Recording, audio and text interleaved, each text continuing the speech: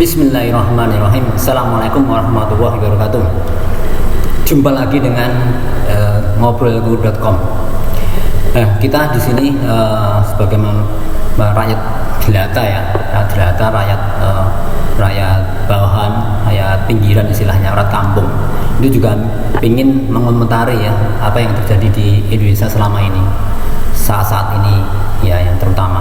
Dan ini kami ini dari kampung ya, orang-orang kampung kadang-kadang juga ingin bicara, kan boleh di dalam undang-undang dibolehkan setiap masyarakat Indonesia dijamin undang-undang untuk menyampaikan pendapatnya.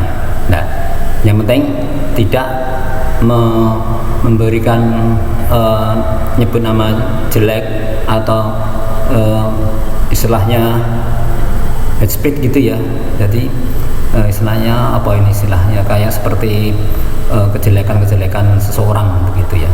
Tapi kalau mengkritiki seorang pejabat, seseorang presiden atau apa saja, kalau mengkritisi keputusannya itu tidak apa-apa, tapi bukan menyerang pribadinya.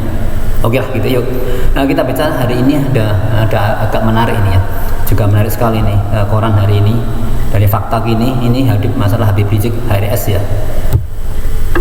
Habib Rizik hari ini ada berita tentang Habib Rizik ya, kita bacakan dari Fakta Kini. Terkait kasus kerumunan, Habib Rizik dikabarkan bebas 8 Agustus atau 12 Agustus ya mendatang. Menarik ya.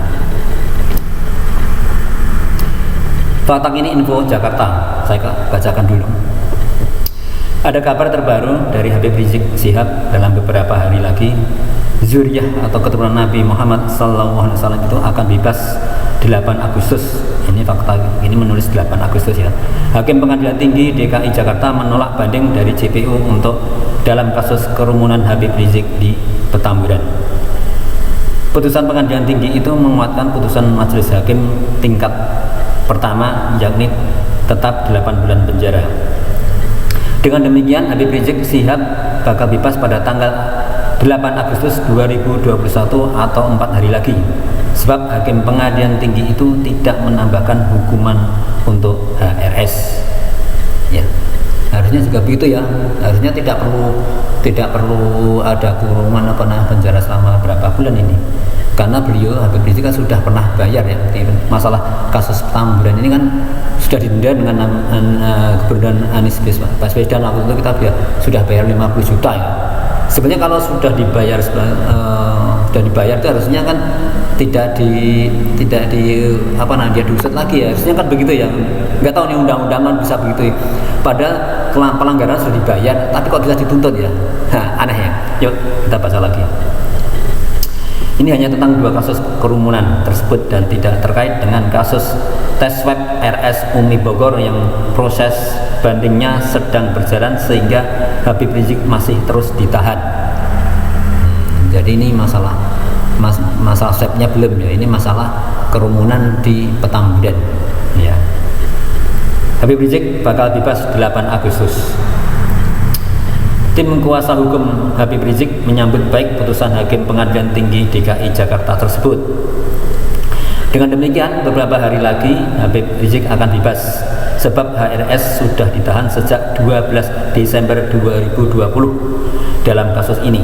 Maka sesuai dengan hitungan pada 8 Agustus nanti HRS sudah genap menjalani hukuman tersebut. Jadi sudah 8 bulan ya. Sudah 8 bulan dan sudah membayar 50 juta denda. Wah, itu juga gimana ya pengadilan di Indonesia. Harusnya kan kita aturannya jelas gitu ya. Kalau sudah dibayar denda ya udah, harusnya kan begitu ya. Ini tidak tahu Pak bisa diajukan ke pengadilan ini. Alhamdulillah ya, Habib Rizik bebas 8 Agustus nanti, kata kuasa hukum Habib Rizik Aziz Januar, Rabu 4 Agustus. Alhamdulillah putusan Pengadilan Tinggi DKI Jakarta menguatkan putusan Pengadilan Negeri Jatim untuk kasus HRS dan kawan-kawan, untuk kasus Petamburan dan Megamendung. Takbir. Itu ya ciri khasnya. Beliau itu harus takbir, Allahu Akbar gitu ya. Tegakkan keadilan, hancurkan kezaliman untuk Indonesia berkah dan adil. Itu kata Aziz Yanwar, kuasanya hukum HRS ya. Majelis Hakim Tinggi DKI Jakarta menguatkan putusan Pengadilan Negeri Jakarta Timur tanggal 27 Mei 2021 nomor 221-sus/2021/PN.JKT tim yang mana menghukum Habib Rizik 8 bulan penjara. Putusan banding kasus HRS itu diketuai oleh Majelis Hakim Sugeng Herianto dengan anggota Tony Pribadi dan Yahya Syam. Tapi ini berita kemarin itu hakim dan JPU-nya itu ada yang meninggal ya. Itu terkenal dengan trendingnya Habib Rizik ya, sampai di pengadilan, sampai jumpa di pengadilan akhirat.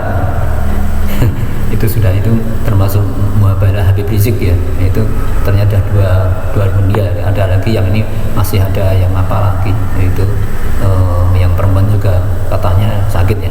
Apalagi masalah yang mengadili, yang menembak ya, meninggal laskar 6 laskar itu polisinya yang satu yang tidak berperintah itu sudah meninggal karena kecelakaan sendiri katanya itu ya.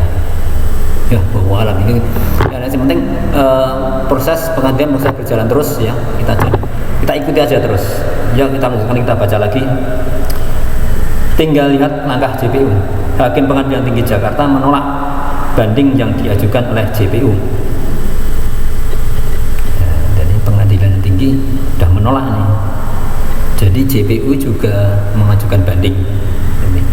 Tapi kayaknya sepertinya Habib Rizik juga mengajukan banding. Jadi akhirnya ini sama-sama ditolak sepertinya. Sama ditolak ya, otomatis Habib Rizik dalam hal ini menang ya. Menang di Pengadilan Tinggi karena sama-sama ditolak di Pengadilan Tinggi. Kasasi otomatis menerima apa yang diputuskan 8 bulan itu karena sudah dibayar itu. Sebenarnya begitu, bukannya menang kalah, sebenarnya sudah selesai harusnya itu ya. Nah itu kan yang semoga aja JPU tidak melanjutkan ini lagi ya. Jadi kita tunggu aja nih berita selanjutnya. Dengan demikian menurut advokat dan saksi ahli kasus HRS Refli Harun, Bang Refli Harun ini juga aktif ikut. Kita doakan ya, beliau juga bisa mendampingi HRS sampai selesai. Biarpun dia advokat, tapi dia juga YouTuber yang cerdas itu ya. Saya sering mengikuti YouTube-nya, channel yang cerdas itu katanya. Ya terus selamat bagi Pak Refli Harun ya. Tinggal menunggu kapasitas hukum langkah hukum dari JPU kasus Petamburan. Apakah akan mengajukan banding ke tingkat selanjutnya atau tidak? Itu kata Bang Refli. Refli mengatakan bila tak ada upaya hukum lanjutan dari JPU kasus tersebut, maka otomatis kasus Petamburan ini selesai dan Habib Rizik bebas pada 8 Agustus nanti. Amin, insya Allah ya. Moga kita doakan aja JPU nggak melanjutkan lagi, otomatis itu bebas Habib Rizik tentang kasus Petamburan ya. Lanjutkan lagi. Andai JPU tak lagi kasasi, maka untuk kasus Petamburan dan Megamendung akan selesai, ikrah tutup buku. Hukuman 8 bulan sudah dijalani, Habib Rizik sudah jalani kurungan sejak 12 Desember 2020. Jadi sudah inkrah ya, maksudnya inkrah sudah selesai, sudah tutup. Itu ya, semoga aja ya. Di mana kasus Petamburan, Majelis Hakim Pengadilan Negeri Jakarta Timur memvonis HRS hukuman kurungan 8 bulan. Tuntutan JPU dalam kasus ini HRS di penjara 2 tahun. Sedangkan untuk kasus Megamendung, Majelis Hakim menghukum HRS dengan pidana denda 20 juta.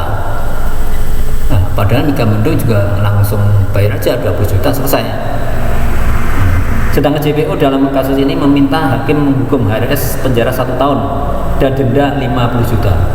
Masya Allah. Terus ini fungsinya dari pengadilan apa ya? Terus kalau begitu ya, kan ada aturan. Ya, kalau ada aturan kesalahan dan kesalahan itu sudah dibayar dengan denda. Nah, apakah sudah denda itu bisa dituntut lagi? Nah ini gimana nih? Ini peraturan hukum di Indonesia itu bagaimana?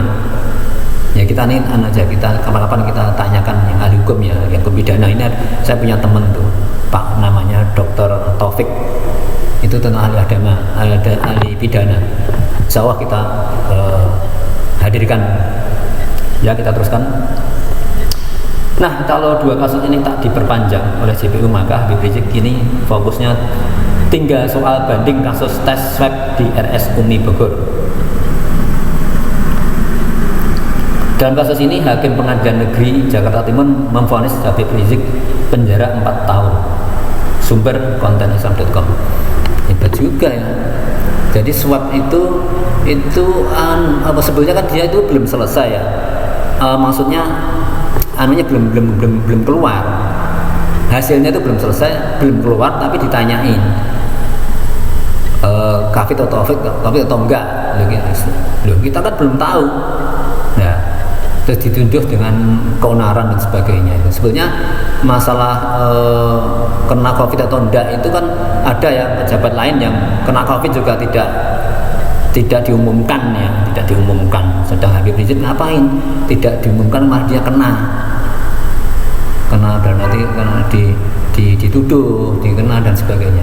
Nah, moga ya mari kita teman-teman sekalian, sahabat-sahabat ngobrol kampung ya, ngobrol ala kampung. Jadi siapapun boleh ngobrol, boleh numpang di sini, silakan, asal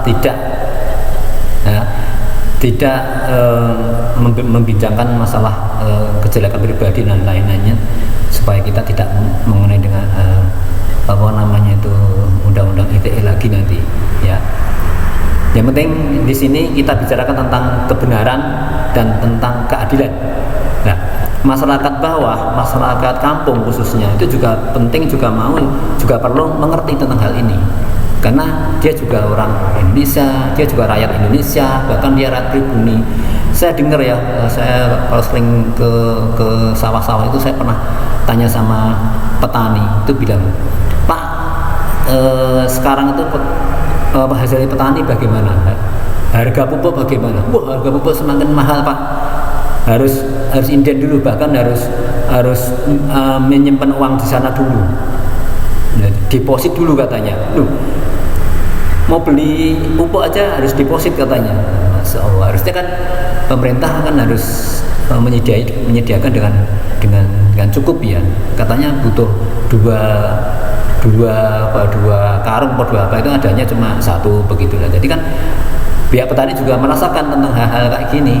Nah, mari kebijakan-kebijakan kayak gini kita bicarakan, kita obrolkan, semoga membawa kebaikan. Begitu dari saya. Assalamualaikum warahmatullahi wabarakatuh.